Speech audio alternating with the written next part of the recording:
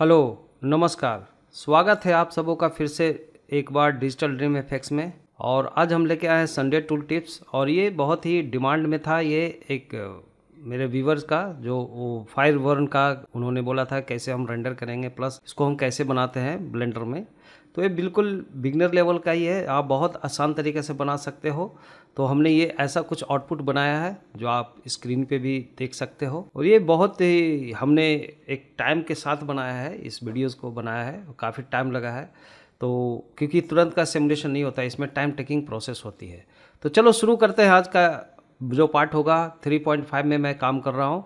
और सबसे पहले मैं बहुत ही स्पीड में दिखा रहा हूँ कि एक नॉर्मल एक मॉडल का एक सेट बना लेते हैं जिसमें हमें फायर बर्न करनी है। तो ऐसा कुछ हम फटाफट एक क्यूब लेकर के स्केल करके देना ऐसे कुछ रीअरेंज कर देते हैं, समथिंग लाइक मॉडलिंग डुप्लीकेट करके। और इसे कुछ आड़ा तिरछा समथिंग ऐसा कुछ डिस्ट्रक्टिव फॉर्म में हमने बना के रख दिया। और फिर हम डायरेक्ट अब जाते हैं, जो आप ध्यान से देखोगे इसमें एक मटेरियल भी लगा दिया टेम्पररी। और हम यहाँ पे जाते हैं ऑब्जेक्ट मोड में, सेलेक्ट करके उस मॉडल को। देन हम यहाँ पे क्विक स्मोक लेते हैं।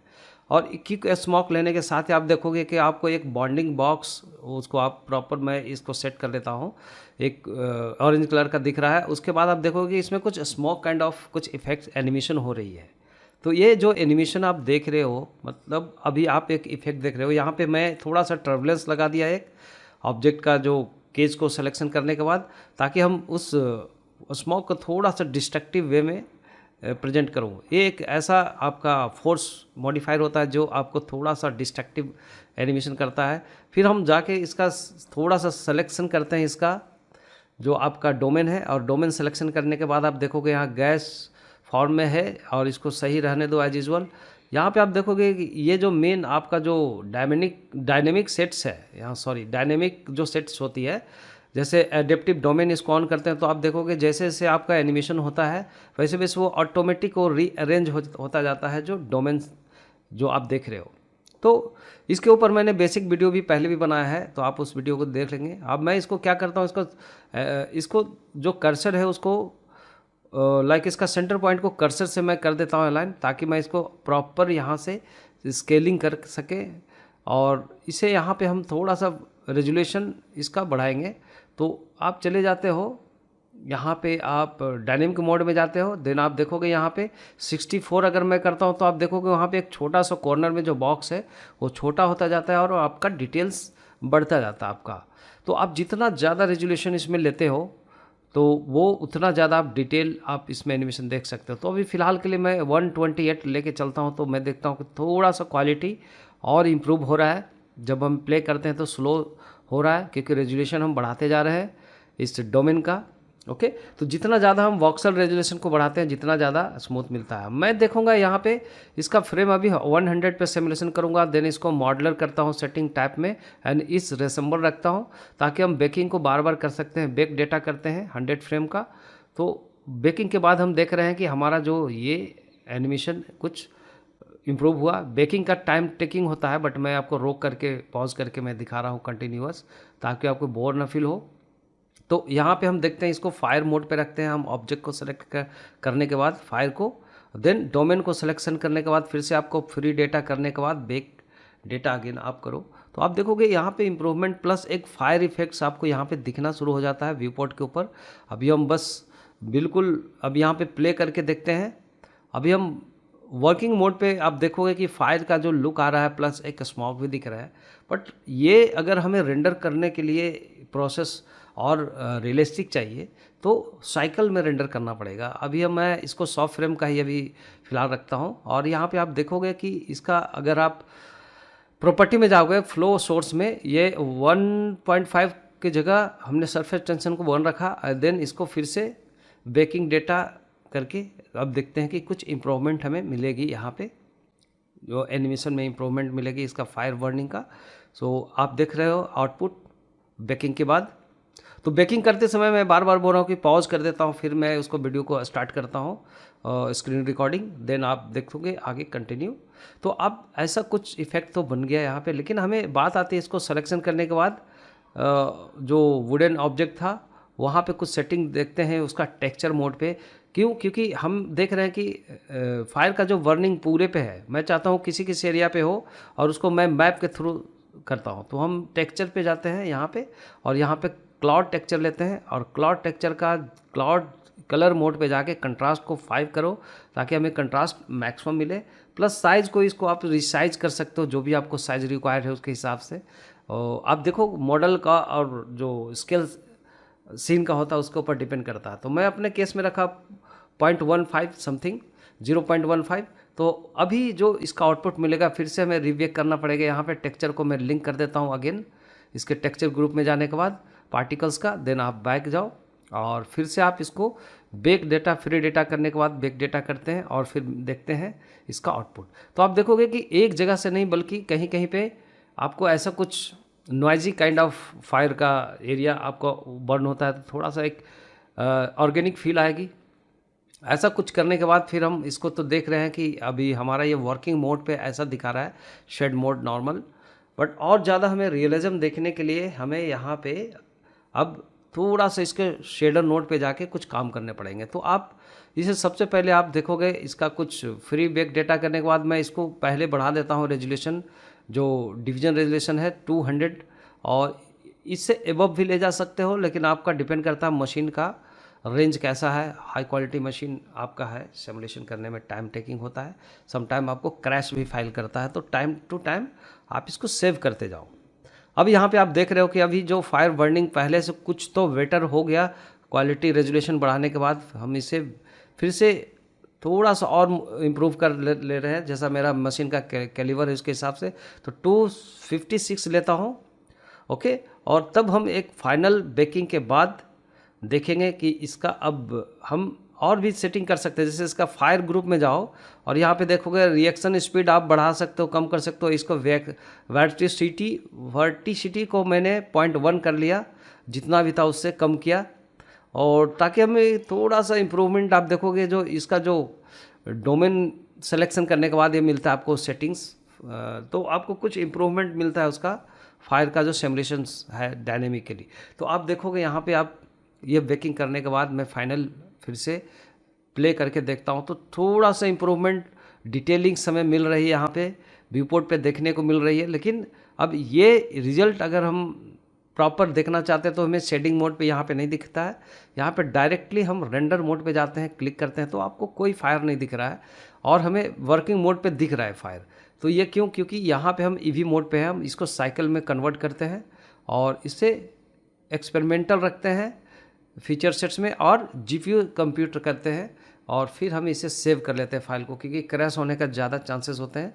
और प्लस मैं इसका मैक्सिमम सैंपल्स को रेंडर में थोड़ा सा रखूँगा 132, ताकि हमें रेंडर थोड़ा सा फास्ट मिले। या आप चलो 128 रखो, थोड़ा मैंने कम करके रखा, और यहाँ पे मैक्सिमम सैंपल्स को रखते हैं 32, कि हमें थोड़ा सा सिमुलेशन स्पीड में मिले। उतना अच्छी क्वालिटी नहीं चाहिए, हमें सिमुलेशन चाहिए। तो अभी रेंडर मोड पे आप देखते हो, साइकिल रेंडर मोड पे, तो आप देखोगे हल्की सी स्मोक दिख रही है लेकिन कुछ नहीं।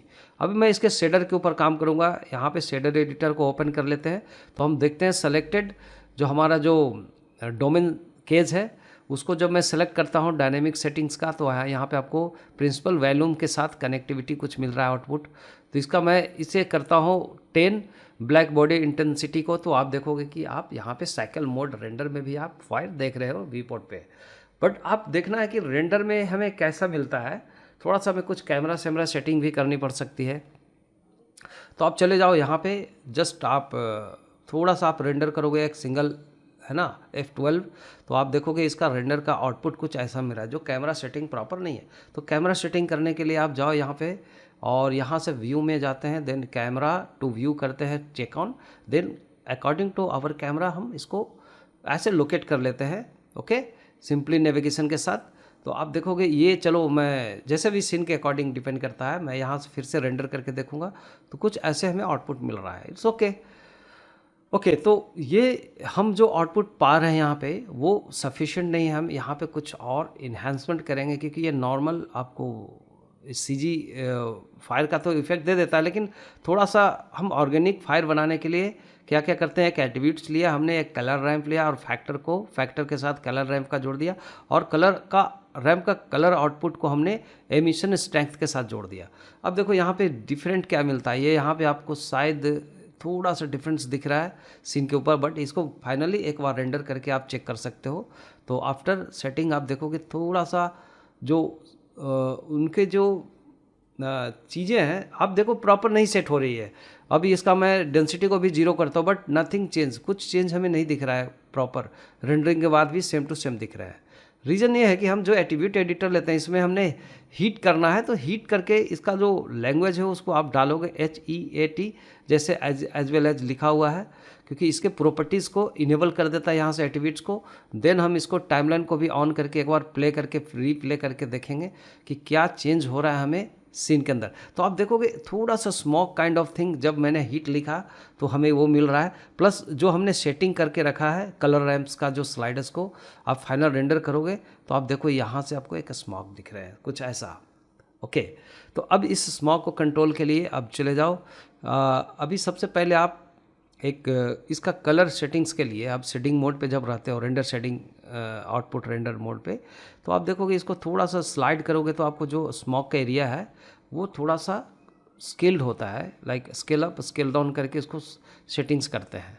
तो एक और यहाँ पे हम एक क्लिक करते हैं, यहाँ पे ऐड करते हैं एक पॉइंट्स को प्लस पे क्लिक करके, तो जो ऐड पॉइंट्स जो हमें आ रहा है एक ग्रे एक हाईली लाइट रहेगा स्टार्टिंग का, और ये बीच वाले को मैं लाइट में रखता हूँ। तो आप देखोगे यहाँ पे कुछ जो फायर का जो इफेक्ट हमें लाना है ये स्मोक का जैसा दिख रहा है, यही आपका एक्चुअल सिमुलेशन होगा यहाँ पे फायर का। तो इसको प्रॉपर आप सेटिंग करके देखो, आपका जो सीन स्केल होगा सीन का उसके हिसाब से आप यहाँ पे वैल्यू चेंज हो सकता है, बट ये एक्सपेरिमेंटल है, आप इसको एक्सपेरिमेंट करके देख सकते हो। मैंने प्ले करके देखा तो चलो एक फायर का रेंज वहाँ पे दिख रहा है, बट स्मोकी दिख रहा है। मैं इसको डुप्लीकेट किया कलर रैम्प को और इसका फैक्टर को इसके दूसरे वाले कलर रैम्प का फैक्टर के साथ कनेक्ट किया, और इसका जो ऑड कलर है वो हमने इसको जोड़ दिया एमिशन कलर के साथ, जो कलर एमिट कर रहा है। तो अभी जो ब्लैक एंड वाइट था, अब देखो रीजन है यहाँ पे, आप यहाँ पे कलर चेंज करो, लाइक बिल्कुल जो ऑरेंज, मतलब बिल्कुल रेड ऑरेंज हम लेते हैं, और एक को डिलीट कर देता हूँ यहाँ से माइनस, और दूसरा स्लाइडर पे क्लिक करके हम इसे करते हैं येलो कलर, मतलब थोड़ा सा लाइट येलो रखो, रिच लाइट येलो। तो आप देखोगे सीन के ऊपर जो स्मोकी दिख रहा था उसमें कलर आ जाता है, समथिंग ऐसे फायर काइंड ऑफ थिंग। सो आप जैसा भी फ्लेम दे सकते हो, उसमें ब्लूइश फ्लेम भी होता है, अलग अलग जैसे बर्निंग अलग अलग केमिकल रिएक्शंस के हिसाब से होते हैं। तो आप यहाँ पे चेंज कर सकते हो इन्हीं सब नोडों के साथ। यहाँ पे एक मैथ नोड मैं यहाँ पे कनेक्ट करूँगा, और मैथ नोड को बीच में लगा देते हैं कलर रैम्प और एमिशन स्ट्रेंथ के बीच में जो कनेक्शन था, इसका हम मल्टीप्लाई मोड पे रखते हैं। देन 15 पॉइंट या 12, 13, 5, आप देखो जो भी रेंज आप चेंज करके देखते हो, आपके स्केल के ऊपर डिपेंड करता है सीन का। तो ऐसा कुछ फिर से रीसेटिंग्स करके आप अगेन एंड अगेन इसको चेक कर सकते हो। ओके, तो बहुत ही इजी है, जो आप क्विक फायर क्रिएट करके आप इसमें मोमेंट आप जो भी चेंज करते हो, लाइक जो भी सेटिंग्स है, तो आप एवरीथिंग आप देखोगे कि सेटिंग के बाद आपको एक ऑर्गेनिक आउटपुट मिलता है फायर बर्निंग का समथिंग। ये बहुत इजी है। तो अब आप और भी कलर इसको मैचिंग करा लो कि आपको जो एक्सपेक्टेशन है, जो आप स्किन के ऊपर देखना चाहते हो कैसा कलर। यहाँ पे हमने ईज़ कर दिया इसका कलर रैम्प को लेके, तो थोड़ा सा स्मूथ इसका ईजिंग मिलेगी। और यहाँ से जो भी हम सेटिंग करते हैं, तो ये फाइनल आप जब तक सेटिस्फैक्शन लेवल पे नहीं जाते हो जो आपको देखना है, देन आप इसको उतना सेटिंग कर सकते हो। चलो थोड़ा सा हम इसमें इम्प्रूवमेंट और कर लें। जैसे हम यहाँ पे वर्ल्ड मोड पे जाते हैं इसका बैकग्राउंड चेंज करने के लिए, और इस बैकग्राउंड का स्ट्रेंथ को 0 करते हैं, क्योंकि बैकग्राउंड बिल्कुल ब्लैक रखेंगे तो हमें जो फायर बर्निंग थोड़ा सा प्रॉपर यहाँ पे विजुअलाइज होगा। तो ऐसा हमने वर्ल्ड मोड पे जाके सेटिंग कर लिया, और प्लस कैमरे के बीच में हम सेटिंग करके एक बार एक सीन को फाइनल कर लेते हैं। ओके, जो भी रिक्वायर्ड एंगल एंड कैमरे का जो सेटिंग्स होगा वो आपका प्रोजेक्ट के ऊपर डिपेंड करता है। तो फिलहाल मैं ये हम एक कैमरा को फिक्स कर लिया यहाँ पे।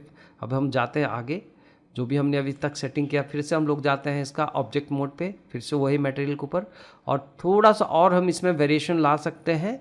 उसके लिए हमें एक और नोड का यहाँ पे एक्टिविटी ऐड करना होगा। तो जैसे सबसे पहले इसका रेंडर सेटिंग में जाओ और इसका कलर मैनेजमेंट में हाई कंट्रास्ट ऑन कर दो, ताकि आपको जो आउटपुट में कंट्रास्ट थोड़ा सा बेस्ट मिले, ज़्यादा डेप्थ। और यहाँ पे फिर से हम एक लेते हैं टेक्सचर, लाइक आप एक नॉइज़ टेक्सचर ले लो अगेन न्यू, और एक फिर से हम लेते हैं colour ramp, new colour ramp, और इन दोनों को, और ये जो मल्टीप्लाई नोड है, मैथ नोड को हमने मल्टीप्लाई में कन्वर्ट किया हुआ है। यहाँ पे एक और लेंगे मैथ नोड दूसरा, और इसे रखेंगे सब्सट्रैक्ट मोड पे, जस्ट उसका सॉरी इसको मल्टीप्लाई मोड पे इसे भी रख लो, और इसे हम देते हैं इसका फैक्टर को फैक्टर के साथ, देन कलर को इसके वैल्यू के साथ कनेक्ट कर देते हैं नीचे का वैल्यू में। देन आप सेट करके देखो तो एक लेवल और आपको यहाँ पे सेटिंग का देता है। लेकिन चूँकि हमने जो नॉइज़ टेक्सचर लगाया है, इसका हमने स्केल को बढ़ाया है, और हम अगर 20 रखते हैं प्लस इसका और भी 15-20, आप देखोगे कितना आपको डिटेल वहाँ पे आउटपुट में दिखना है, सेचुरेशन आपका फायर का। तो उसके अकॉर्डिंग हमने डिस्टॉर्शन को भी 1 कर लिया 0.1 से। सो ओवरऑल हम ऐसा कुछ फायर देखते हैं। अगर ये सिंगल आप देखते हो इमेज को तो आपको समझ में नहीं आता, उसका बहुत सारे आर्ट इफेक्ट दिखेंगे, बट अगर आप इसको एनिमेटेड मोड में देखोगे तब आप इसको फील कर पाओगे। थोड़ा सा आप सेटिंग करके देख लो कलर रैम्प्स को, और प्रॉपर कितना कर सकते हो सेटिंग। देन अगेन हम देखेंगे ये इसका मल्टीप्लाई नोड जो हमने पहले लगाया था, वैल्यू को जो मल्टीप्लाई है उसको चेंज करते हैं 10, 100। सो जो भी हमें लगता है कि आउटपुट हमें इतने सारे कंट्रोल के बाद हमें ये फिक्स आउटपुट करनी होती है, तो हम इतना करने के बाद अभी मैं 16 वैल्यू रखता हूँ इसका मल्टीप्लाई वैल्यू को। देन हम एक बार फाइनल रेंडर करके देखते हैं तो हमें कुछ ऐसा इफेक्ट आ रहा है। अब इसको कंपोजिशन मोड पे जाके थोड़ा सा हम ग्लो वगैरह बढ़ाएंगे, तो ये इमेज को कंट्रोल शिफ्ट और लेफ़्ट क्लिक करने के बाद ये आता है, फिर शिफ्ट राइट क्लिक करके इन दोनों को हम लोग कनेक्ट कर देते हैं ऐसा कुछ। और एक और नोड लेते हैं जो हम इसको ग्लो इफेक्ट हम डाल सकें, या तो हमें आउटपुट मिल रहा है ऐसा कुछ। तो ग्लो इफेक्ट के लिए हम लोग जाते हैं यहाँ पे फिल्टर लेते हैं एक ग्लेयर, और इसको रख देते हैं इन दोनों के बीच में।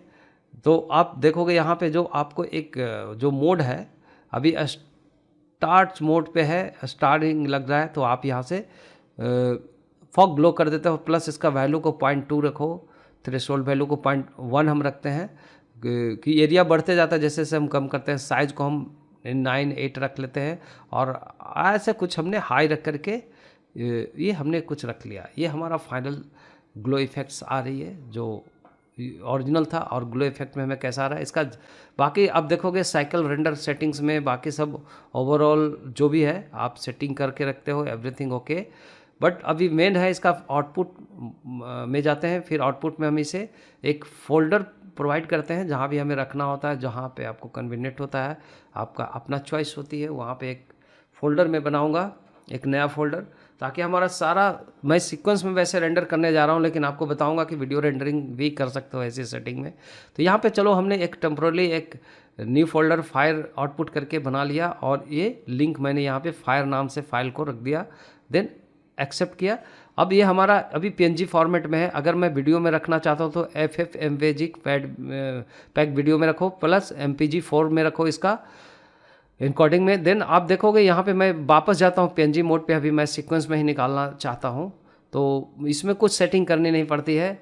ओके, अब यहाँ पे फाइनल रेंज वगैरह सेट है, रेंडर एनिमेशन पे क्लिक करो, और आफ्टर रेंडरिंग हम मिलते हैं कि ये थोड़ा सा टाइम टेकिंग प्रोसेस होता है, मे भी 1-1.5 घंटा लग सकता है।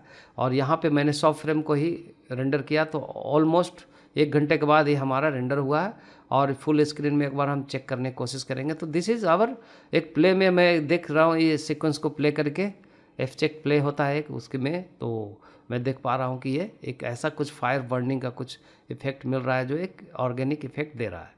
तो ये वीडियो बस यहीं तक था बनाने का मेरा मकसद था। इस वीडियो को देख के फॉलो कीजिए, ये डिमांड पे था। और जो भी आपको लगता है आप कमेंट्स में ज़रूर लिखिए, और मिलते हैं अगले वीडियो में। Bye bye, take care.